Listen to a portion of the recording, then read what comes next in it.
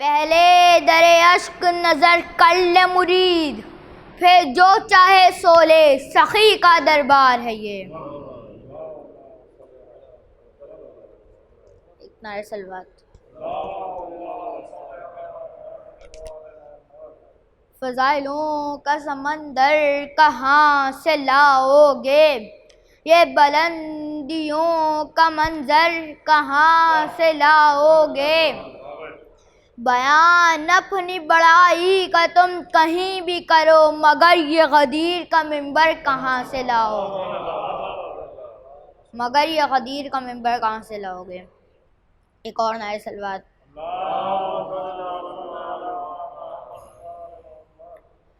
Turn میں حشر آمد غازی سے آشکار، تھے منتظر سالوں کے آگے رسالہ دار، تیزی سے یوں پہنچ گئی عباس نامدار، آئی خبر کہ ختم ہوا حد انتظار، اور منزل نے چار چاند لگائے جلال میں، رہوار خود ٹھہر گئے دشتے قتال میں، رہوار خود ٹھہر گئے دشتے قتال میں۔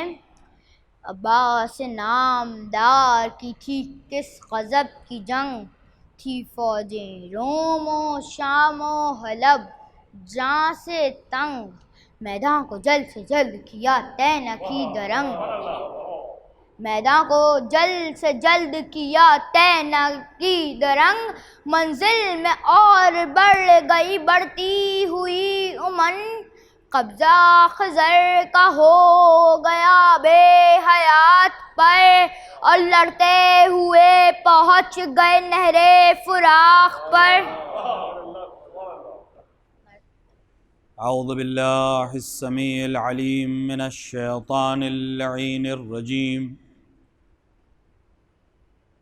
بسم اللہ الرحمن الرحیم، الحمد للہ رب العالمین، والصلاة والسلام علی الاشرف الانبیاء والمرسلین، سیدنا و مولانا و مولا الثقلین جد الحسن والحسین ابی القاسم مصطفیٰ محمد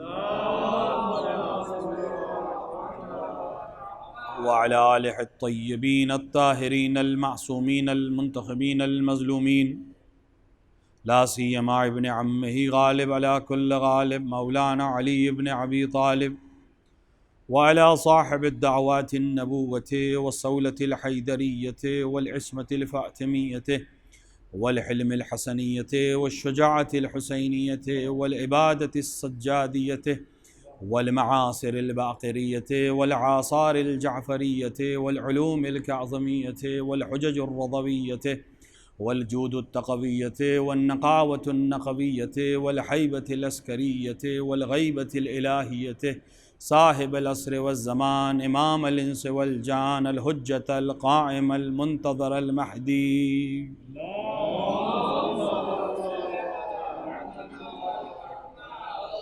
ولعنة اللہ علی اعدائهم اجمعین من یوم ظلمهم الى لقاء یوم الدین وبعد یوم الدین، اما بعد، فقد قال امام الحسن العسکری علیہ الصلاۃ والسلام، لیست العبادة کثرة الصیام والصلاة، انما العبادة تفکر فی امر اللہ۔ صلوات پڑھیں محمد وعلی محمد۔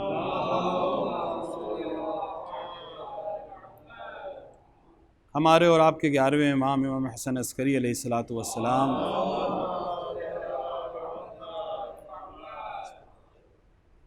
کے نورانی کلمات ہیں کہ آپ نے ارشاد فرمایا کہ عبادت زیادہ روزہ رکھنا یا زیادہ نماز پڑھنا نہیں ہے، بلکہ عبادت اللہ کے دین میں فکر کرنا ہے، اللہ کے امر میں فکر کرنا ہے۔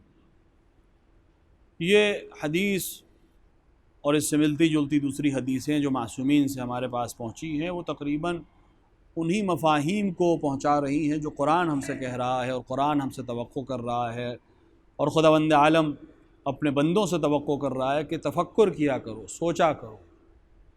امر اللہ میں اللہ نے جو حکم دیا ہے، اللہ نے جو یہ کائنات بنائی ہے، اللہ نے جو نظام بنایا ہے، اللہ نے جو قانون بنایا ہے، اس میں فکر کیا کرو۔ عام طور سے عبادت، جیسے کہ آج بھی طریقہ ہے، اس زمانے میں بھی یہی تھا کہ عبادت کا مطلب یا زہد کا مطلب یا تقوی کا مطلب لوگ نماز اور روزے کو لے لیتے ہیں۔ بے شک اللہ کی عبادت ہے نماز پہلی چیز ہے جس کے بارے میں سوال کیا جائے گا۔ روزہ بہترین طریقہ عبادت ہے جس کے ذریعے سے انسان متقی اور پرہیزگار بن سکتا ہے، لیکن عبادت یہ انسان جو روزہ رکھ رہا ہے یا نماز پڑھ رہا ہے یا اس طرح کے کام انجام دے رہا ہے، یہ فردی چیز ہے۔ یعنی کہ انسان جب روزہ رکھتا ہے تو اپنے لیے اچھا کام کر رہا ہے، اگر انسان نماز پڑھتا ہے تو خود عبادت کر رہا ہے۔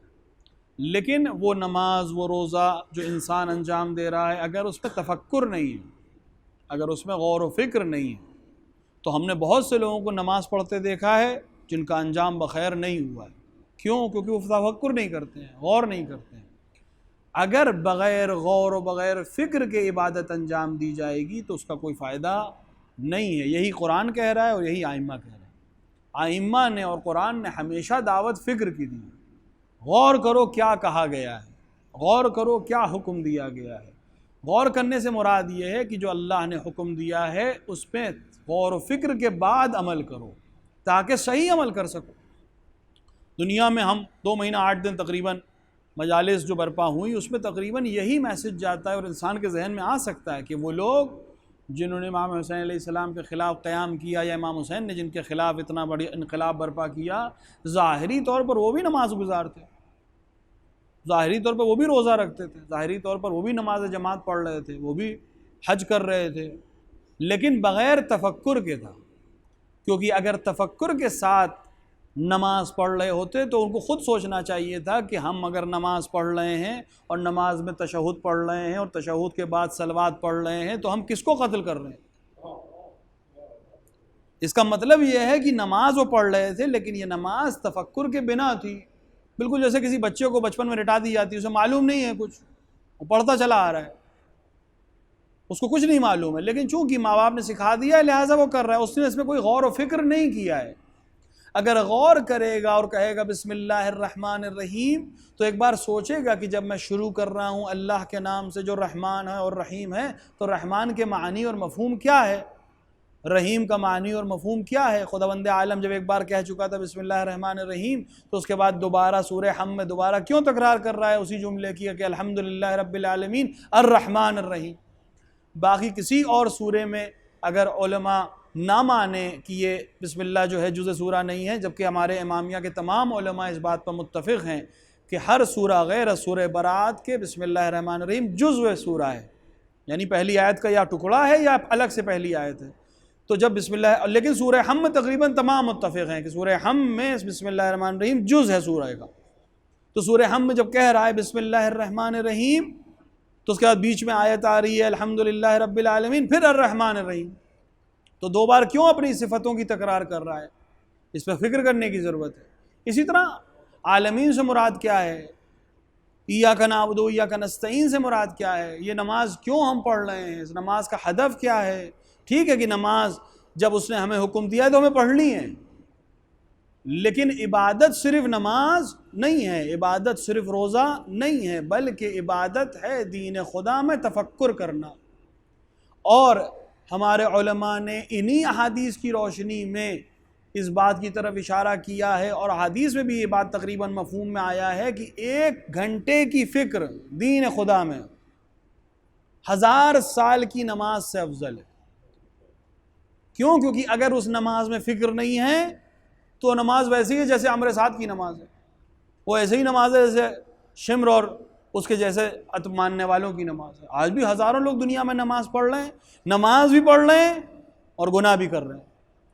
وہ نماز جو غلطی سے روکنے والی چیز ہے، اور قرآن کہہ رہا ہے کہ نماز تمہیں کھلی ہوئی گمراہی سے بچانے والی چیز ہے، پھر کیسے ممکن ہے کہ ایک انسان نمازی بھی ہو اور گناہ گار بھی ہو؟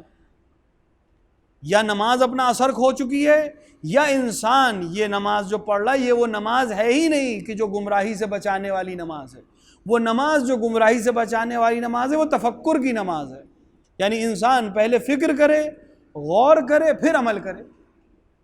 اور اس امر میں ضروری نہیں ہے کہ ہم سب برابر ہوں، جو میری سمجھ میں آ رہا ہے ضروری نہیں کہ وہ آپ کی سمجھ میں آئے، آپ کو خود غور کرنا ہے۔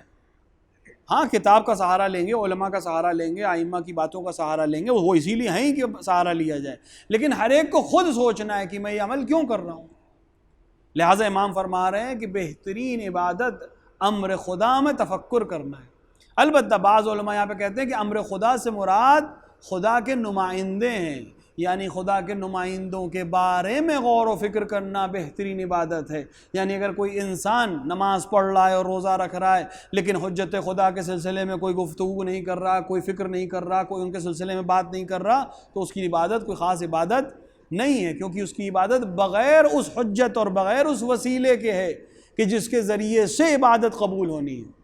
لہٰذا اس امر خدا میں انسان تفکر کرے جس کے ذریعے سے عبادت قبول ہونی ہے۔ امام حسن عسکری علیہ السلام کی زندگی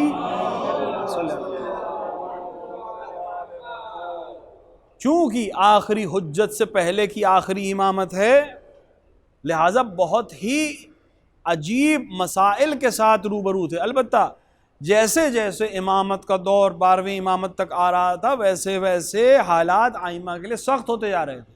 اگر آپ غور کریں تو 8ویں امام کے بعد سے 9ویں امام، 10ویں امام، 11ویں امام کی عمر بہت کم رہی ہے، اور اس کی وجہ یہی ہے کہ دشمن بہت زیادہ کوشش کر رہے تھے کہ جس طرح فرعون نے کوشش کی تھی کہ وہ شخص پیدا نہ ہو سکے جو ہماری حکومت کو مار دے اور ختم کر دے، اسی طرح اس زمانے کے جتنے فرعین تھے اور جتنے نمرود تھے وہ یہ کوشش کر رہے تھے کہ ہماری حکومت کو ختم کرنے والا وہ آخری منجی نہ آ سکے، لہٰذا وہ پوری کوشش میں تھے کہ ان کو ختم کر دیا جائے۔ اسی لیے شروع کے ائمہ میں آپ کو عمر طولانی ملے گی، لیکن بعد کے ائمہ خصوصاً 8ویں امام کے بعد سے آپ کو عمر کوتاہ ملے گی۔ اس کی وجہ یہ ہے کہ کم عمری کا مطلب یہ ہے کہ وہ جوانی میں ہی قتل کر دیے جاتے تھے۔ 24 سال، 28 سال، 26 سال یہ عمر 9ویں، 10ویں اور 11ویں امام میں۔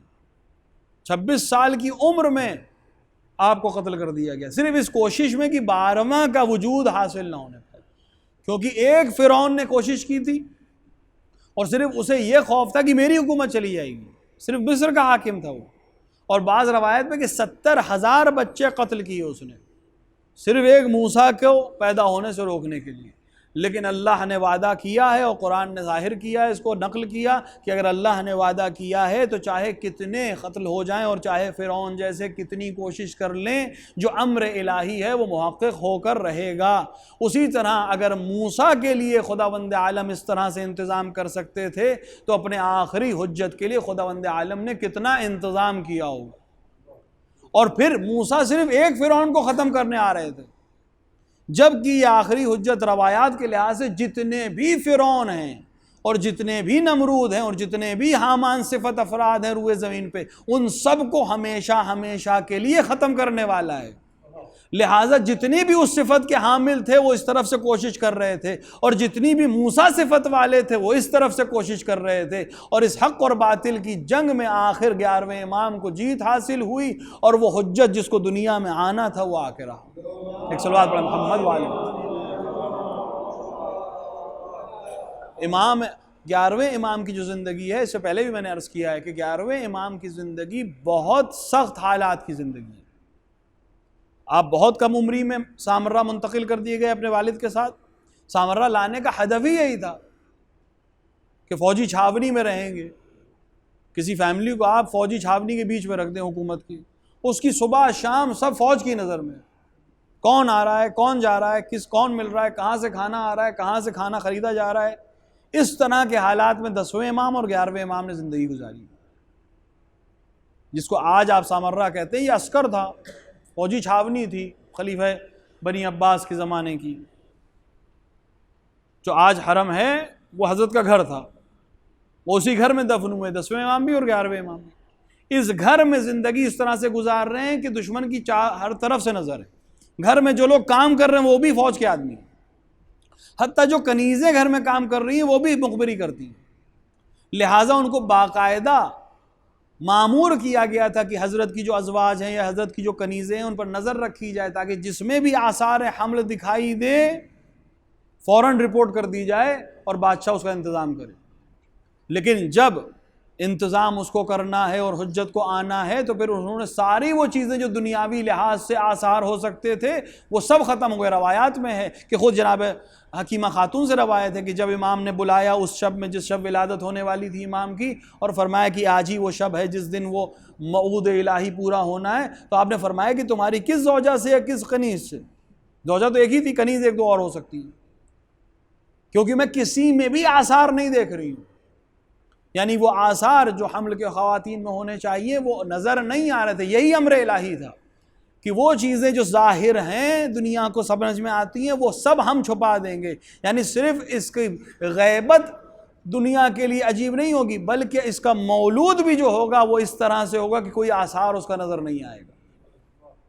اور امام حسن عسکری اب اس حال میں آپ دیکھیں کہ اس حال میں امام کو کتنے اہم کام انجام دینے ہیں۔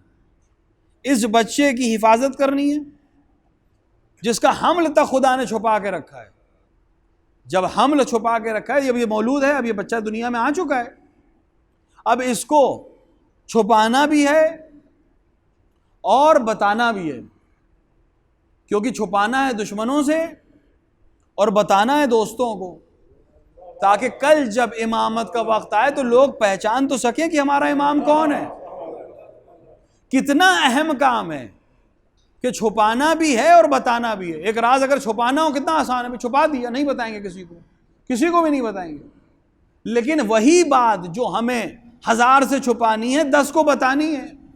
اور سر کی تعریف یہ ہے کہ اگر ایک سے دوسرے تک چلا گیا تو پھر سر نہیں رہتا، پھر وہ راز نہیں ہے۔ لیکن امام کو اس راز کو راز بھی رکھنا ہے اور دشمنوں سے بچانا بھی ہے، اور امام نے یہی کام انجام دیا۔ اور امام کی کامیابی ہے یہی، امامت کے فرائض میں سے ایک کام یہی تھا کہ آخری امامت کو چھپانا بھی ہے اور بتانا بھی ہے۔ لہٰذا بہت خاص لوگوں تک امام کی معرفی کی گئی، اور خاص لوگوں کو خاص طریقے بتائے گئے کہ اپنے امام کو کیسے پہچانو گے۔ 3 نشانیاں بیان کی گئی کہ تم جو میرے نماز پر جنازہ پڑھائے وہ تمہارا امام ہوگا، جو تم سے خطوط کو مانگے وہ تمہارا امام ہوگا، اور جو تمہیں ان چیزوں کی خبر دے جو کیسے میں بند ہوں گے، جو بیگز میں بند ہوں گے، ان کی خبر دے وہ تمہارا امام ہوگا۔ ایسی چیزوں کی علامت بتائی جو کسی کی سمجھ ہی میں نہیں آئے کیا کہہ رہے ہیں، اور پوری روایت ہے مفسر، اس روایت کو پڑھنے کا وقت نہیں ہے کہ جس راوی بیان کرتا ہے کہ جب امام کی شہادت ہوئی تو ہم لوگ بہت پریشان تھے، کیونکہ امام کے بھائی جعفر آ کے نماز پڑھانا چاہ رہے تھے، اور ہم لوگ جعفر سے اچھا سابقہ نہیں رکھتے تھے، اور ہمیں لگ رہا تھا کہ اگر جعفر نے نماز پڑھائی تو وہ جو رموز امامت ہیں وہ کس طرح سے لوگوں پہ آشکار کیے جائیں گے۔ لیکن جیسے ہی نماز کا وقت قریب آیا، ایک 5 برس کا بچہ باہر نکلا اور اس نے اپنے چچا کو ہٹا کر کہا کہ چچا یہ کام آپ کا نہیں ہے، یہ منصب میرا ہے۔ ایک صلوات پڑھے محمد وآل محمد۔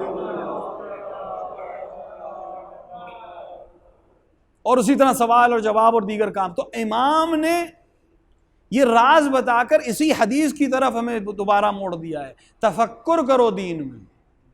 اگر تفکر نہیں کرو گے تو ممکن ہے جعفر کو اپنا امام سمجھ لو، اگر تفکر نہیں کرو گے تو جو بھیس بدل کے آئے گا اس کو اپنا امام سمجھنے لگو گے۔ لیکن اگر تفکر کرو گے تو جو میں نے نشانیاں بتائی ہیں تم اس میں غور کرو گے، اور یہ چیز صرف امامت تک نہیں ہے، یہ چیز ہر چیز میں ہے۔ انہی امام سے روایت ہے کہ جب غیبت کا زمانہ آئے گا تو تم پر حجت ہے، کون؟ علماء۔ سب علماء نہیں، سارے عالم تم پر حجت نہیں ہے۔ جو اپنے مولا کا مطیع ہو وہ تمہارے اوپر حجت، جو اپنے نفس کے اوپر قابو پر نہ جانتا ہو وہ تمہارے لیے حجت، جو امر مولا کا مطیع ہو، جو اپنے نفس کو حرام و حلال سے بچا سکتا اور اپنے مولا کے فرامین پہ عمل کرتا وہ تمہارے ہیں۔ اور اس کے بعد امام نے ایک اور جملہ کہا جو عام طور سے بیان نہیں ہوتا، امام نے فرمایا کہ یہ کوئی نہیں ہو سکتا مگر بعض علماء شیعہ، یہ بھی نہیں کہا کل علماء شیعہ، کیونکہ بہت ممکن ہے کہ سارے علماء شیعہ میں سے بعض ایسے ہو جائیں، کیونکہ اگر آپ تشیع کی تاریخ پڑھیں تو انحرافات اپنوں میں آئے ہیں، کیونکہ جو باہر والا حملہ کرے گا اس سے تو ہم پہلے سے آگاہ ہو جائیں گے۔ دشمن وہ خطرناک ہوتا ہے جو اپنی بستی میں ہو، جو باہر ہیں ان کو تو ہمیں معلوم ہے دشمن ہے، ہم اس کی ہر چیز پہ نظر رکھیں گے، اس کی ہر بات پہ نظر رکھیں گے، لیکن جو اپنوں میں ہو، رسول کو کفار سے اتنا خطرہ نہیں تھا جتنا منافق سے تھا۔ منافقین سے جو خطرہ ہے اور جو نقصانات ہوئے ہیں وہ کفار سے اتنے نہیں ہوئے ہیں. رسول کو اذیت بھی انہی لوگوں نے کی. رسول کے بعد جو سارے حالات ہیں وہ کیا کفار نے خراب کیے؟ منافقین نے خراب کیے، جو کلمہ لا الہ الا اللہ پڑھ رہے تھے لیکن دل میں بت پرستی کر رہے تھے. تو سلسلہ تاریخ تشیع کو جب آپ پڑھیں گے تو تیسرے امام کے بعد چوتھے امام میں اختلاف، چوتھے امام کے بعد پانچویں امام میں اختلاف، پانچویں امام میں چھٹے امام میں اختلاف. یہ اختلاف کون لوگ کر رہے تھے؟ یہ وہی لوگ کر رہے تھے جو چوتھے امام تک ساتھ آئے تھے. اس کا مطلب ہے ممکن ہے کہ انسان چوتھے امام کو مانتا ہو لیکن پانچویں امام میں اس کی نظریہ مختلف ہو جائے. لہٰذا ہمیں احتیاط کرنی پڑے گی کہ دیکھیں کہ سلسلہ پورا صحیح ہے کہ نہیں.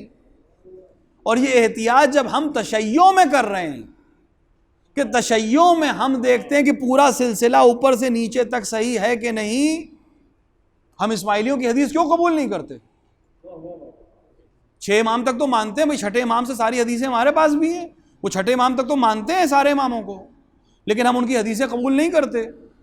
کیوں؟ کیونکہ انحراف ہے فکری. جس نے ایک کا انکار کیا اس نے سب کا انکار کیا. تو اگر 6 تک 7 آیا لیکن 7ویں کو نہیں مانتا ہے تو وہ ہمارا نہیں ہے. اگر 7ویں تک آیا اور پھر واقفیہ ہو گیا 8ویں کو نہیں مانتا ہے تو ہمارا نہیں ہے.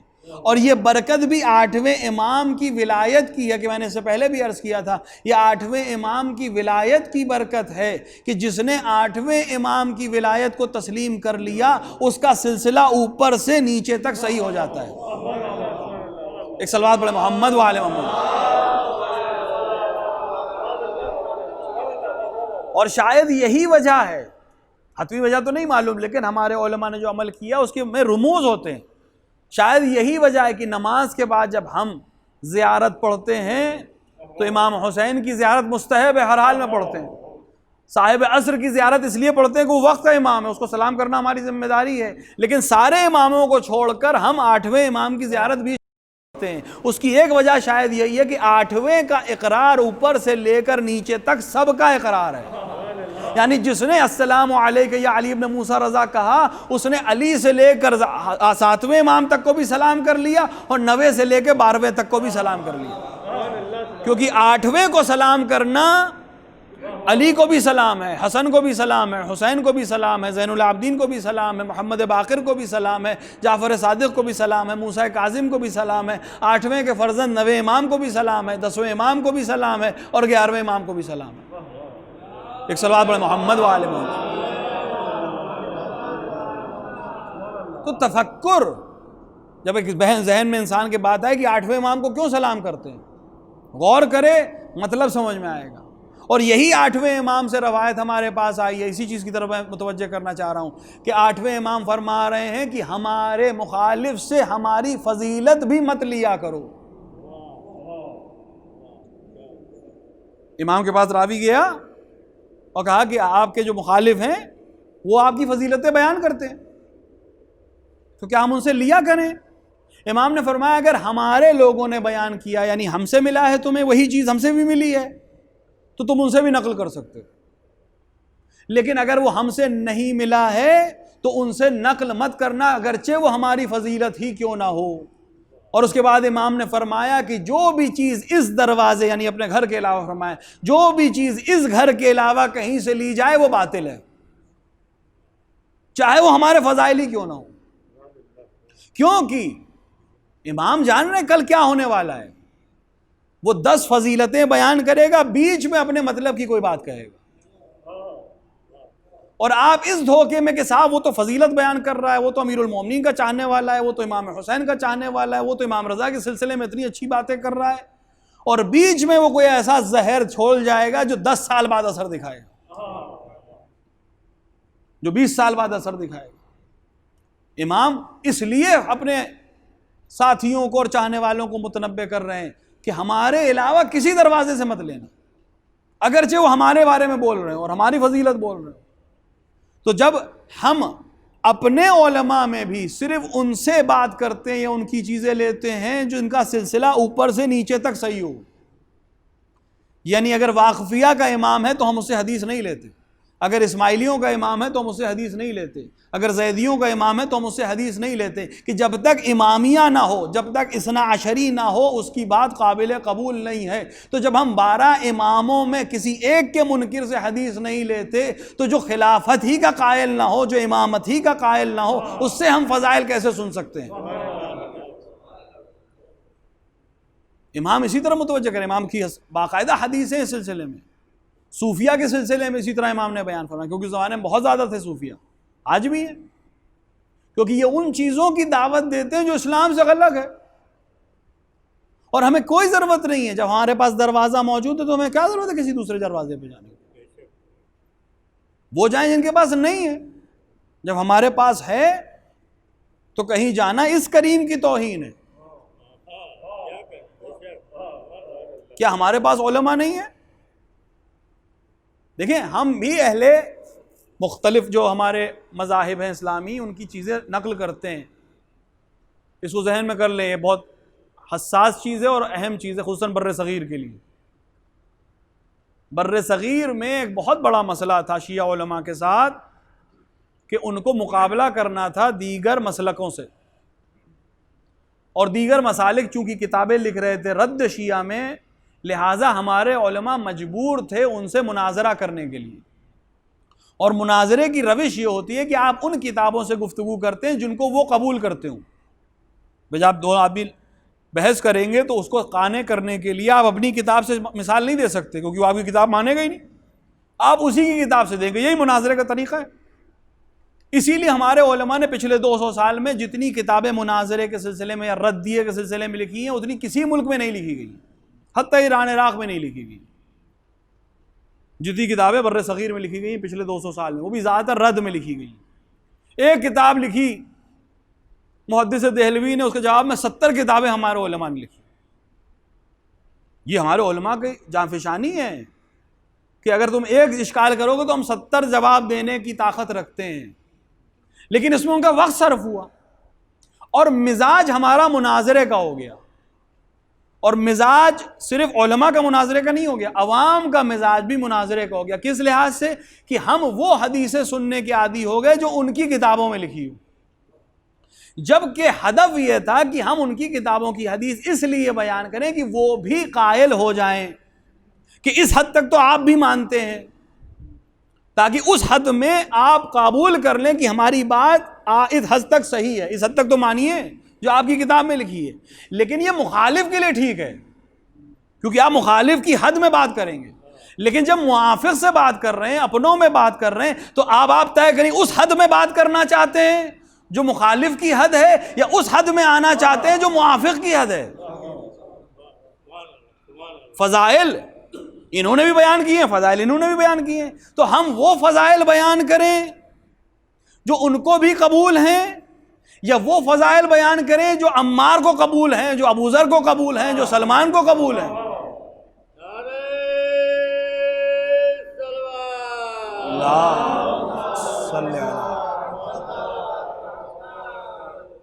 تو ہماری کتابوں سے جب فضائل پڑھے جائیں اپنی محفلوں میں، ہم مناظرہ تو کر نہیں رہے، اپنی محفلوں میں ہمارے علماء نے جو باتیں لکھی ہیں، کیونکہ ائمہ نے بھی روایات لوگوں کے ذہن کے حساب سے بیان کی، ایک ہی سوال الگ الگ لوگوں نے کیا، امام نے الگ الگ جواب دیا، کیوں؟ ذہن کے حساب سے۔ ایک بچہ آپ سے سوال کرے، ہم یہ بچے بیٹھے ہیں یہاں، ایک ہی سبجیکٹ یا ایک ہی چیپٹر 5th میں بھی پڑھایا جاتا ہے، 7th میں بھی پڑھایا جاتا ہے، چیپٹر وہی ہوتا ہے، جس نے نہیں پڑھا اسے لگے گا کہ صاحب یہ تو وہی بات ہے، لیکن جب آپ غور کریں گے تو وہ چیپٹر جب 5th میں پڑھا تھا تو وہ 5ویں کے ذہن کے لحاظ سے لکھا گیا تھا، لیکن وہی چیپٹر جب 7th میں پڑھا جائے گا تو اس کے اندر کچھ چیزیں بڑھائی جائیں گی جو کہ اب اس کا ذہن عادی ہو گیا ہے، یہ قبول کر لے گا۔ وہی چیپٹر جب ہائی اسکول میں آئے گا تو الگ ہو جائے گا، وہی چیپٹر جب 12th میں آئے گا تو الگ ہو جائے گا، اگر وہ گریجویشن اس چیپٹر میں کرنا چاہ رہا ہے تو الگ ہو جائے گا، کیونکہ اس کا ذہن اب ان مطالب کو لے سکتا ہے۔ تو اب ہمیں طے کرنا ہے کہ ہم کس اسٹینڈرڈ کے فضائل سننا چاہتے ہیں۔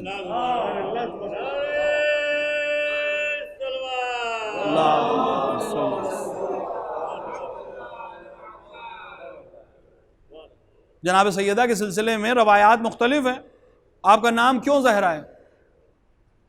ایک چھٹے امام سے روایت ہے ایک اماں جان سے روایت ہے، بغیر اماں جان کے تو دین ہو ہی نہیں سکتا کام۔ چھٹے امام سے کیا روایت ہے کہ اس لیے شہزادی کو زہرا کہا جاتا تھا کہ آسمان کے لیے آپ کا نور اس طرح سے تھا جیسے زمین والوں کے لیے آسمان کا نور ہے، اور جب آپ محراب عبادت میں کھڑی ہوتی تھی تو اس طرح سے آپ کا نور زمین سے ساطع ہوتا تھا کہ آسمان کے رہنے والے فرشتے بھی اس نور کو دیکھ کے حیران رہ جاتے تھے۔ تو اللہ صلی اللہ، اور آسمان والے آپ کے نور کو بہتر پہچانتے ہیں زمین والوں کے مقابلے میں۔ یہ چھٹے امام سے روایت ہے، اور اماں جان سے بھی روایت ہے کہ زہرا کو اس لیے زہرا کہتے تھے کہ ان کو اتنی درخشاں تھی کہ اگر اندھیرے میں سوئی گر جاتی تھی اور اگر زہرا کمرے میں آ جاتی تو میں وہ سوئی ڈھونڈ لیتی تھی۔ یہ بھی فضیلت ہے، لیکن صد کا فرق سمجھ لیجئے، ان کی ذہنیت سوئی سے اوپر نہیں جا پائی، وہ نور زہرا سے صرف سوئی ڈھونڈ سکی، جبکہ نور زہرا سے آسمان کے راستے طے کیے جا سکتے تھے۔ ایک صلوات پڑھیں محمد و آل محمد۔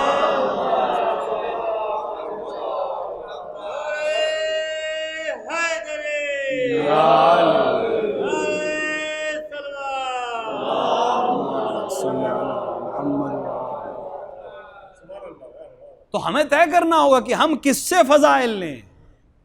ٹھیک ہے، جب مناظرہ ہو رہا ہے تو ہم ان کی کتابوں سے ریفرنس دیں گے، لیکن اپنوں میں ہمارے پاس کتابیں جید علماء نے لکھی ہیں، مجلسیوں نے بہت محنت کر کے لکھی ہے، صاحب اوقات نے بہت محنت کر کے لکھی ہیں۔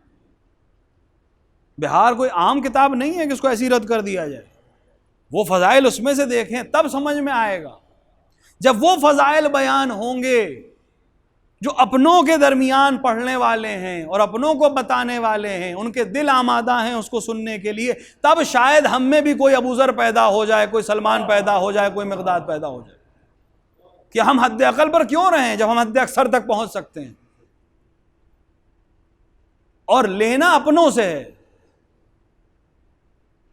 چاہے وہ علم کا معاملہ ہو، چاہے دین کا معاملہ ہو، چاہے معرفت کا معاملہ ہو۔ لہٰذا امام نے منع فرمایا کہ ایسے علماء سو سے دور رہو جو دین میں اختلاف پیدا کریں، جو دین میں نئے اختراعات پیدا کریں۔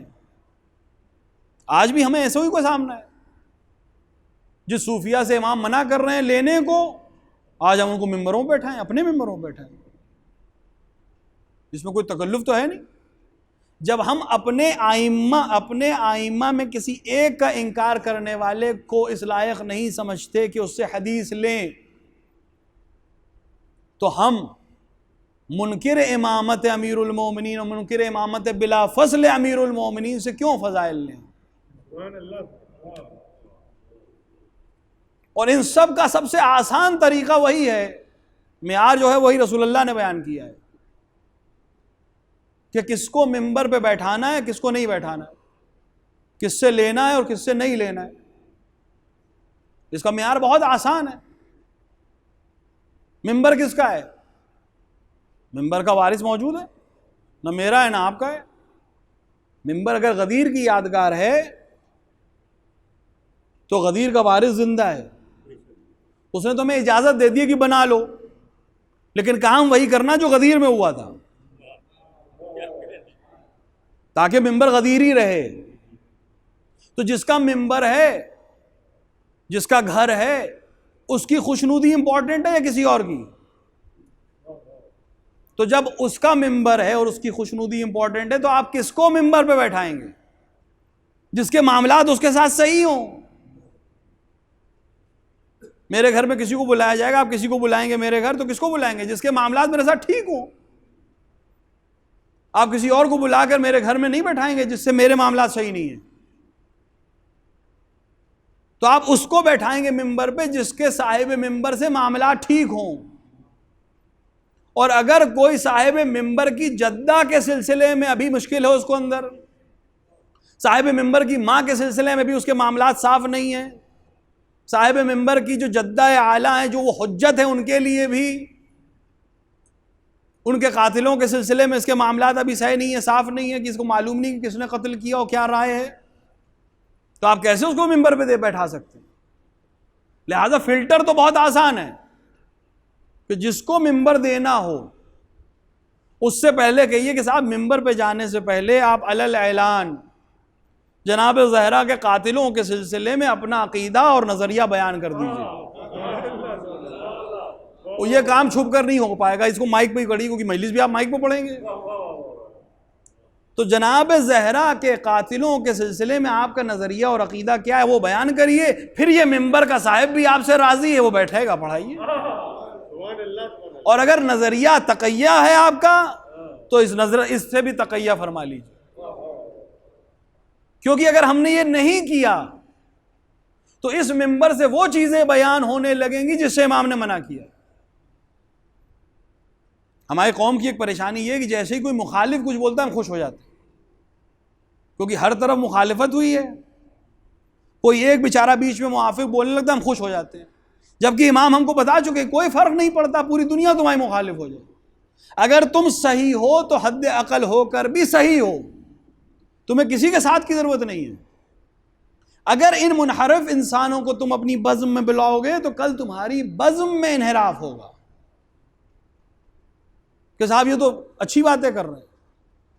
لیکن امام نے کہا ہے فکر کرو دین میں, امر خدا میں فکر کرو. یہی فکر ہے کہ ہم کس کو بیٹھائیں ممبر پہ, اس کے معاملات صاحب ممبر سے ٹھیک ہیں یا نہیں ہیں, کوئی ہو وہ, اگر اپنے بھیس میں بھی ہے تو اس کے معاملات ٹھیک ہیں یا نہیں.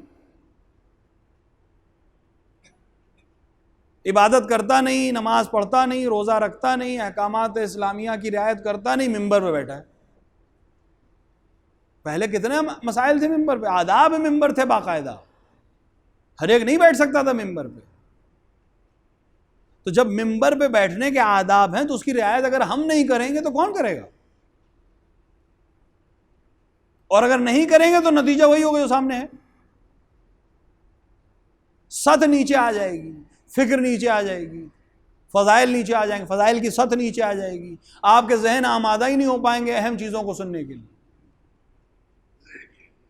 معیار وہ ہے جو امام بیان کریں. امام نے فرمایا دین میں فکر کیا کرو, اور ایسے لوگ جو دین میں منحرف ہوں اور اللہ کے دین سے روگردان ہوں ان سے ہمارے فضائل مت لو, فضائل مت لو. ہمارے سختی میں زندگی گزاری, لیکن ان تمام چیزوں کو اپنے شیعوں کو بتاتے. سامرہ شہر کے کوتوال نے امام کو پاس ایک شخص کو بھیجا کہ اس شخص چوری کرتے ہوئے پکڑا گیا ہے اور یہ کہہ رہا ہے کہ میں آپ کا شیعہ ہوں. امام نے فرمایا میرا شیعہ چور نہیں ہو سکتا. کب پھر اس پہ حد جاری کر دوں گا, حد جاری کر دوں. چوری کی حد کیا ہے؟ 30 کوڑے. اس کو بلے عام میں لے جایا گیا. اب جب کوڑے مارنے شروع ہوئے تو کوڑا اس کو لگ نہیں رہا. اس کو بہت تعجب ہوا کہ ابھی تو کہا تھا کہ یہ میرا شیعہ نہیں, اب اس پہ کوڑے بھی نہیں لگ رہے. اس کو لگا کہ جو بھی ہے اس کا حل بھی یہی دیں گے. ولو امامت کو قائل نہیں تھا لیکن جانتا تھا کہ حجیت کہاں ہے خدا کی, علم کہاں ہے خدا کا. پھر بھجوایا اس نے قاصد کو کہ آپ نے کہا کہ یہ آپ کا شیعہ نہیں ہے لیکن میں اس سے معجزے ہوتے دیکھ رہا ہوں, میں کوڑے لگا رہا ہوں اس کو نہیں لگ رہے ہیں. امام نے فرمایا کہ یہ میرا شیعہ نہیں ہے, میں نے سچ کہا ہے, میں جھوٹ نہیں بولتا ہوں, یہ میرا شیعہ نہیں ہے, یہ لیکن میرا چاہنے والا ہے. تو فرمایا کہ ہم تو دونوں کو ایک ہی سمجھتے ہیں. کہا نہیں, دونوں میں فرق ہے. شیعہ وہ ہے کہ جس کی پوری زندگی کا ایک لمحہ بھی ہمارے امر و نہی کے خلاف نہیں جا سکتا, وہ میرا شیعہ ہے. کہ اس کی زندگی کا ایک لمحہ بھی ہمارے حکم کے علاوہ نہیں ہوگا. چاہنے والا ہے کہ ہم سے محبت کرتا ہے, چونکہ ہم سے محبت کرتا ہے لہٰذا ممکن ہے کہ ہم سے محبت کرنے والا خدا اس کے لیے کچھ چیزوں کی تخفیف کر دے. لیکن یہ میرا شیعہ نہیں ہے. اور تو جسے معجزہ کہہ رہے یہ معجزہ بھی نہیں ہے. پھر معجزے کی تشریح کی امام نے. اس پوری داستان کا خلاصہ یہ ہے کہ اگر شیعہ کہلانا ہے تو ہماری زندگی کا ایک آن بھی امام کی مرضی کے مطابق اگر نہیں ہے تو شیعہ نہیں ہے. کیونکہ اگر ہم شیعہ ہیں تو روز محشر کبھی ابو ذر پوچھیں گے کہ پھر ہم کون ہیں, اگر تم شیعہ ہو تو پھر ہم کون ہیں. مقداد کہیں گے پھر میں کون ہوں؟ اگر آپ شیعہ ہیں تو ابو ذر کیا ہیں، سلمان کیا ہیں، مقداد کیا ہیں؟ لیکن امام نے اس کی تشریح کر دی، آسانی کر دی ہم جیسوں کے لیے کہ شیعہ نہیں ہو لیکن محب ہو، ہم سے محبت کرتے ہو. اور شاید یہی وجہ تھی کہ حدیث قصہ میں بھی رسول نے دونوں کو دعا دی کہ شیعہ بھی محفوظ رہیں اور محب بھی محفوظ رہیں.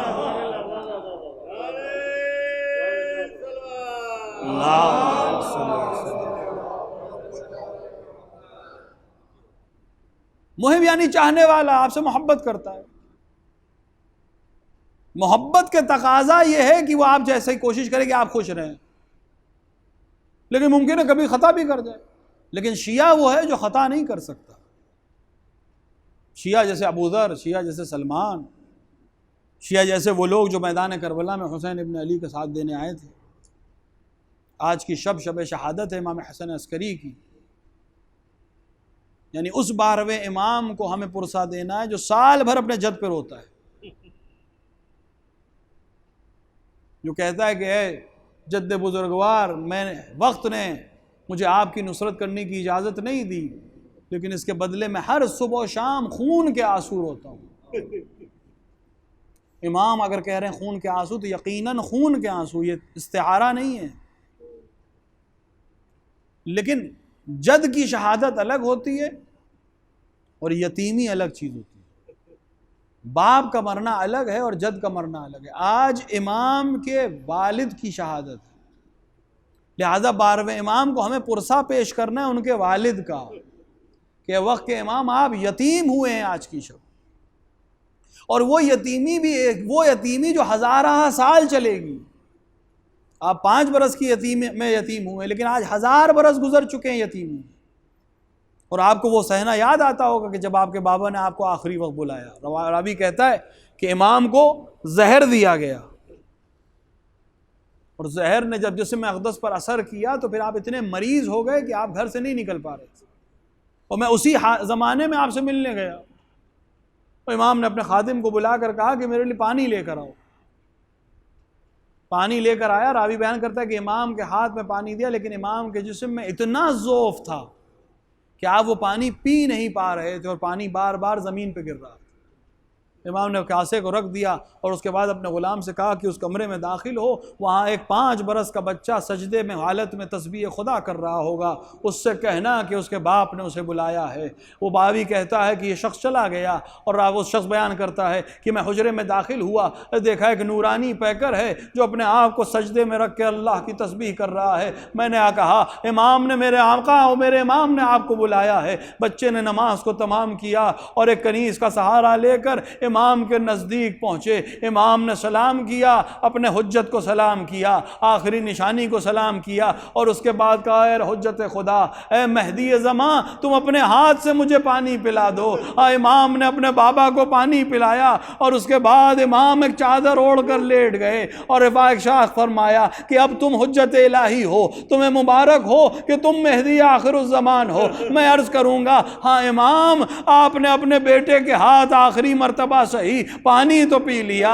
ہاں آپ کا بیٹا 5 برس کی عمر میں یتیم ہوا، ہاں اس کی وراثت کو بانٹ دیا گیا، لیکن کم سے کم اسے غسل دینے کی اجازت تو تھی، اسے کفن پہنانے کی اجازت تو تھی. ہاں چچا نے چاہا کہ نماز پڑھا دیں، لیکن بیٹے نے آگے بڑھ کر ہٹا دیا کہ اے چچا یہ میرا حق ہے. نماز بھی پڑھا دی، امامت بھی رائج ہو گئی. ہاں ایک غیبت طولانی ہے، لیکن امام آپ کی تشییع جنازہ بڑی شاندار ہوئی ہے. آپ کو عزت و احترام سے سامرہ میں دفن کر دیا. عجب نہیں وہ کاسے آخر پیتے وقت آپ نے اپنے جد حسین کو یاد کیا ہو. اے آقا حسین، اے میرے جد اعلی حسین، میں مہدی کے ہاتھ آخری کاسے شراب پی رہا ہوں. اے مجھے آپ کی پیاس یاد ہے کہ جب آپ مقتل میں تھے اور بار بار قاتل سے کہتے تھے کہ مجھے ایک جرعہ آپ پلا دو، اور وہ قاتل کہتا تھا کہ خاری مخلوق پانی پی سکتی ہے لیکن حسین کے لیے پانی نہیں ہے.